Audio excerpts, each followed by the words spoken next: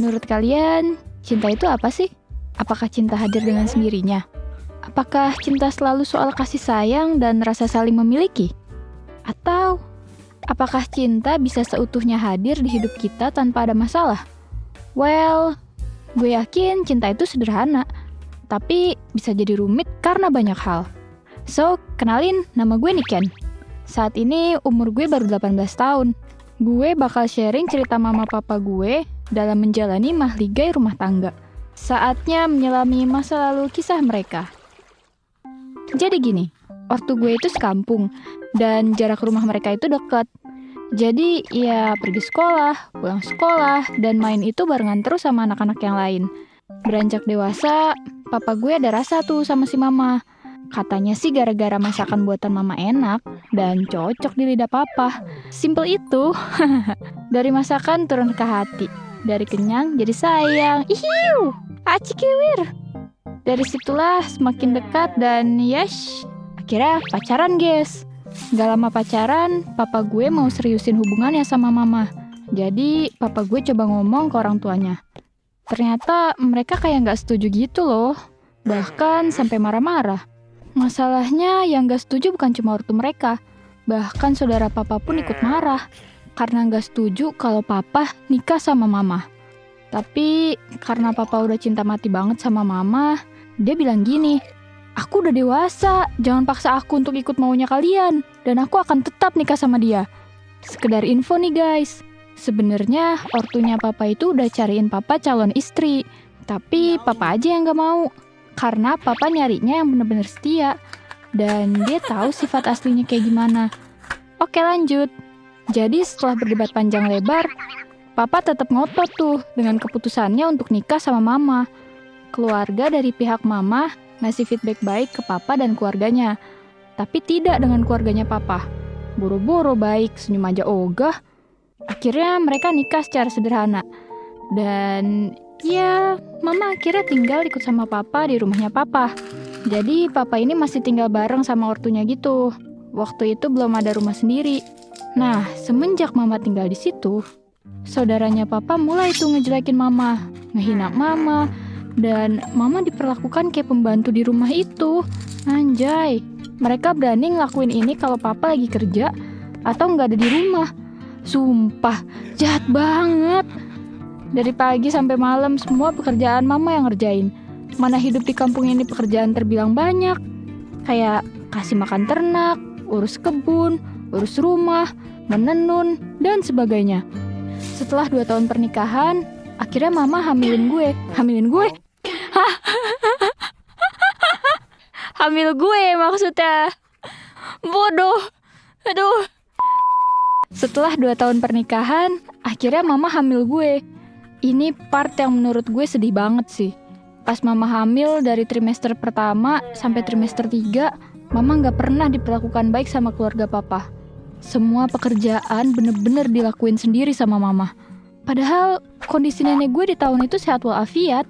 Bahkan saudara papa bisa banget loh seharusnya bantu-bantu.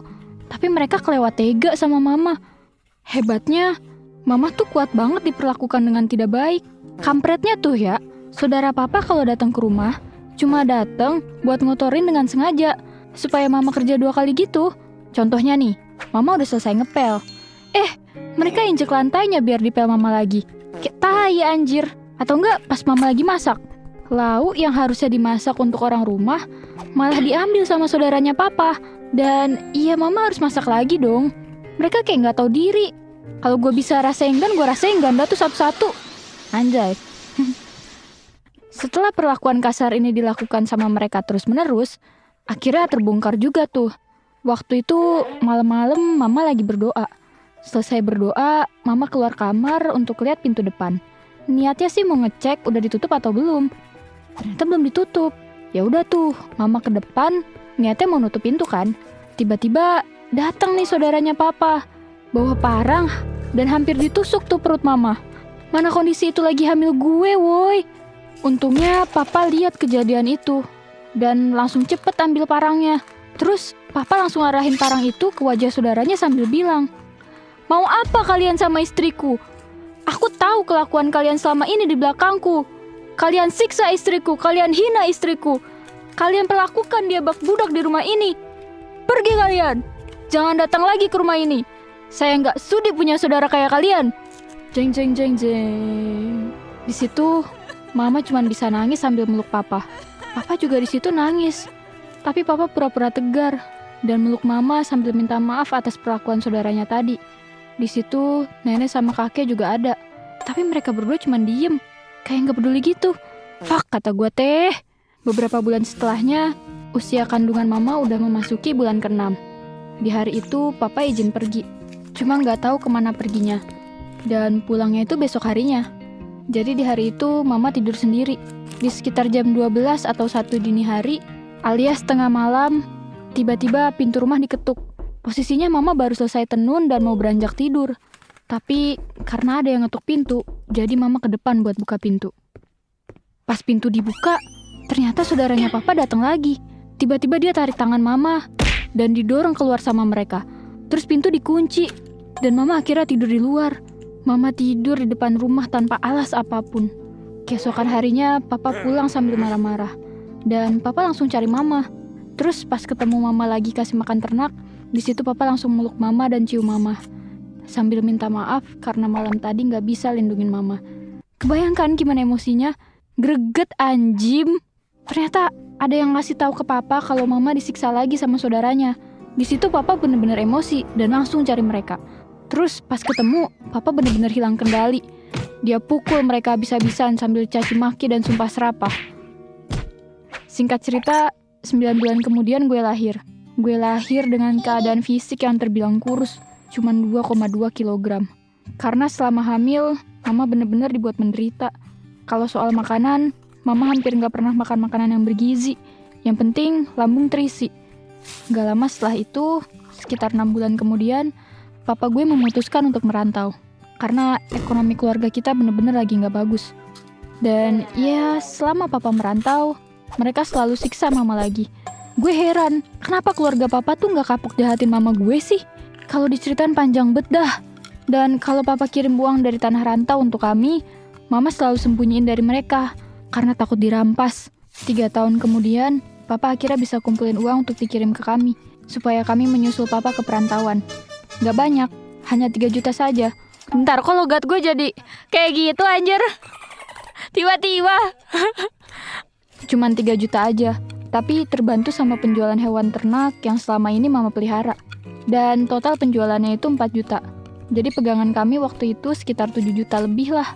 Akhirnya gue sama Mama bisa juga nyusul Papa ke tanah rantau. Dan memulai hidup yang baru. Pas udah di tanah rantau, baru pertama kali Papa lihat Mama gemuk.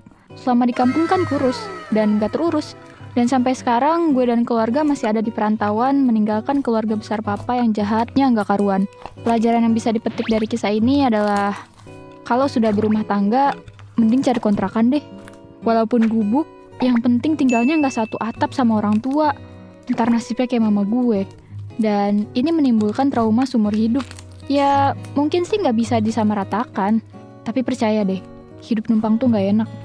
Bahkan mama gue sampai bilang, mending aku mati dan dikubur di tanah rantau daripada mayatku dibawa ke sana. Entah apa yang akan mereka lakukan kalau aku dimakamkan di situ, karena rasa benci mereka terhadap aku. Dan mama itu selama disiksa gak pernah ngadu ke Papa. Ya lagi-lagi setiap orang itu beda. Ada yang suka curhat, ada yang suka dipendem. So, demi kebaikan, mending emang pisah rumah sih dari keluarga besar. Buat semua keluarga kecil di luar sana yang sedang berjuang, semangat ya buat kalian.